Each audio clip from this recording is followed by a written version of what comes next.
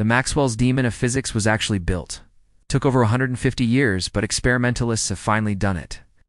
And by the end, they even convinced theorists that it doesn't break any laws of physics. Not even the much-feared second law of thermodynamics. The story of how it happened is really something.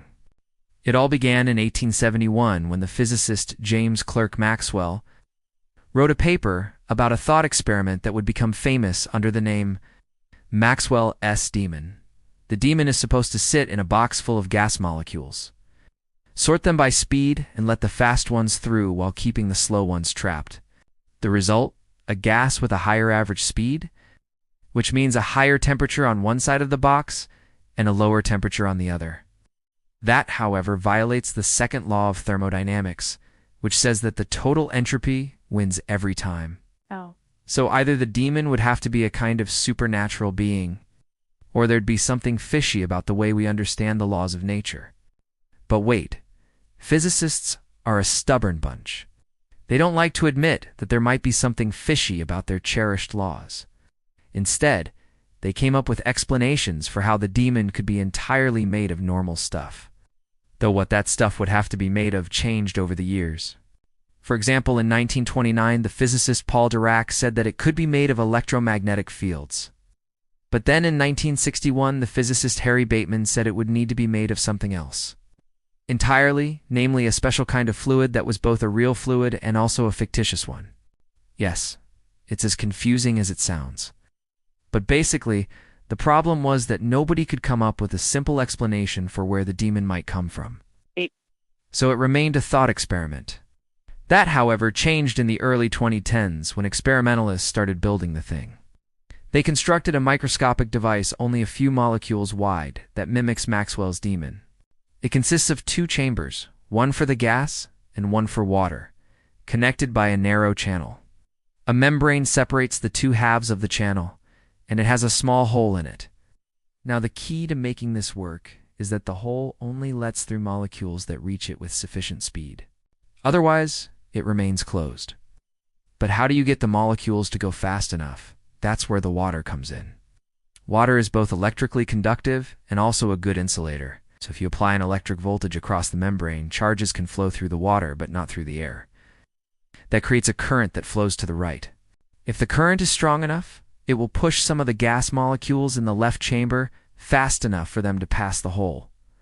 Voila, Maxwell's demon. Of course, it isn't a demon at all, but a cleverly designed piece of nanotech. But then again, why does this work without violating the second law of thermodynamics?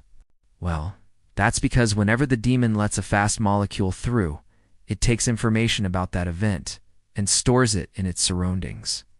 And storing information requires energy. This energy comes at an information cost that cancels out the gain in entropy.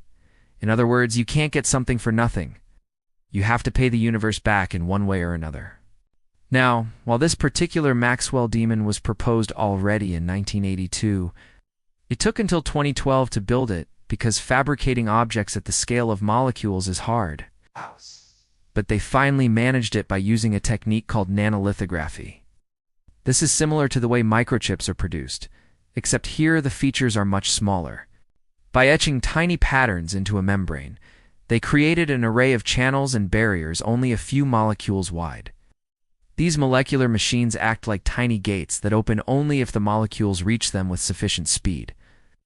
In their 2012 paper, the group reported that they'd successfully built the device and tested that it works as expected. They didn't just stop there. In a follow-up paper in 2016, they reported that they'd built a second version of the device that can operate at room temperature. This is important because at low temperatures, quantum effects play a major role. These are generally hard to calculate and can obscure the physics you're actually interested in. Doing it at room temperature makes the whole thing much easier to understand. These experiments show that Maxwell's demon doesn't break any laws of physics. It just sorts molecules by speed and pays the information costs required by thermodynamics. But now the theorists need to catch up and explain why it works so well. I guess that's what they're paid for. If you want to learn more about how scientists use clever feedback loops to solve difficult problems, you might enjoy my quantum mechanics course on brilliant.org. It'll introduce you to concepts such as positive and negative feedback, which which you can then use to make your own informed decisions. Sounds like a good idea, doesn't it? So go and check it out. Thanks for watching. See you tomorrow.